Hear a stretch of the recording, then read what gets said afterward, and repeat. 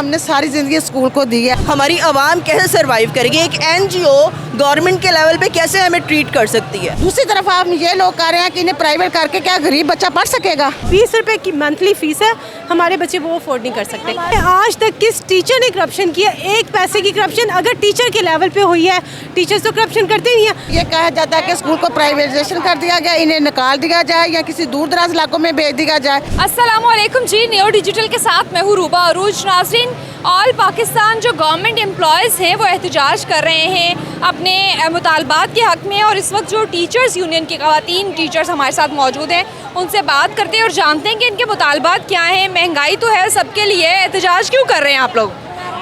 Basically हमारा main purpose ये है कि जो स्कूल्स को प्राइवेटाइज़ किया जा रहा है, ऐसा नहीं होना चाहिए। हमारे वो स्कूल्स के जिनका रिज़ल्ट बहुत अच्छा है, जिनमें स्ट्रेंथ बहुत ज़्यादा है और जो अपना काम बहुत अच्छे एहसन तरीके से सर अंजाम दे रहे हैं, आप उन इदारों को क्यों प्राइवेटाइज़ कर रहे हैं? वहाँ पे 100 अबव स्टाफ है, वो कहाँ पे जाएगा? उनकी वर्किंग अगर आप चेक करना चाहते हैं, उस पर इशू एक अलग चीज़ है। लेकिन जब वहाँ पे 3000 से ज़्यादा की इनरोलमेंट है, जब वहाँ पे सफाई का इंतज़ाम है, जब वहाँ पे टीचर्स पीरियड ले रहे हैं, जब वो रिज़ल्ट दे रहे हैं, तो फिर आप उनको क्यों प्राइवेटाइज़ कर रहे हैं? प्राइवेटाइज़ करने से आपको क्या नुकसान होगा? आप लोगों को तो पे मिलती रहेगी। नहीं, सिर्फ बात पे की तो नहीं है। हमारा गरीब बच्चा कैसे पढ़ेगा, हमारी आवाम कैसे सरवाइव करेगी, एक एनजीओ गवर्नमेंट के लेवल पे कैसे हमें ट्रीट कर सकती है?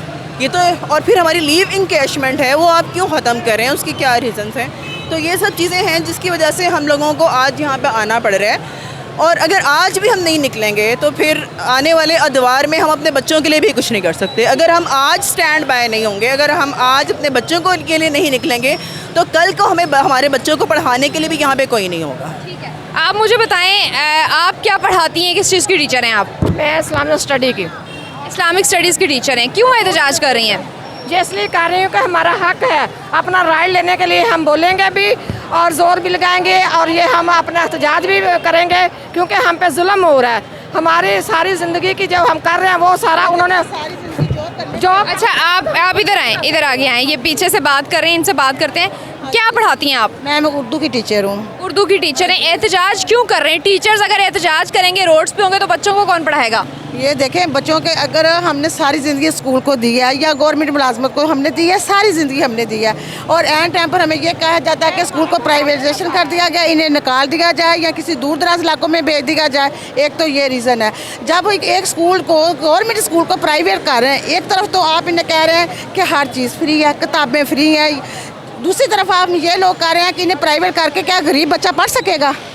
आप मुझे बताएं ना कि गरीब बच्चा पढ़ सकता? जब प्राइवेट करेंगे, प्राइवेट इदारे आप जब आएंगे, तो वो फिर कैसा बच्चा कैसा है वो गरीब बच्चों के पढ़ेंगे? और दूसरी बात जो सबसे अहम है, देखिए इतना अरसा हमने अपनी ज़िंदगी का इस इदारे को दिया है, और एंड टाइम पर हमें कह दिया जाता है कि आपको कोई चीज़ नहीं दी जाएगी, यानी कि आप ये कह लें कि पेंशन वगैरह से हमें महरूम कर दिया जाएगा। ये तो गलत बात है, ग्रेजुएटी से ये तो बाजे डाका डालने वाली बात ही है ना। फिर बिल्कुल इनके हकूक़ पे डाका डालने की कोशिश की जा रही है। आप मुझे बताएं, क्या पढ़ाती हैं?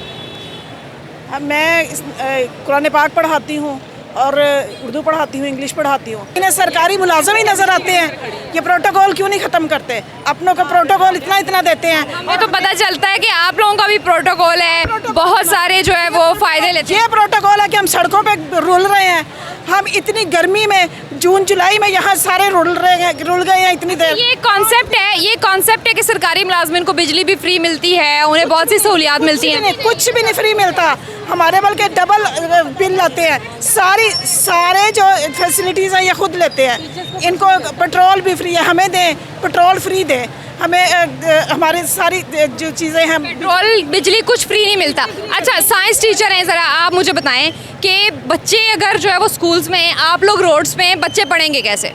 बच्चे इसी तरह से पढ़ेंगे ना, अगर हम सिक्योर नहीं होंगे। हम स्कूल टाइमिंग में तो नहीं आए, हम क्लासेस लेके बच्चों को पढ़ा के ऑफ टाइमिंग में आए हैं। सबसे पहली बात ये।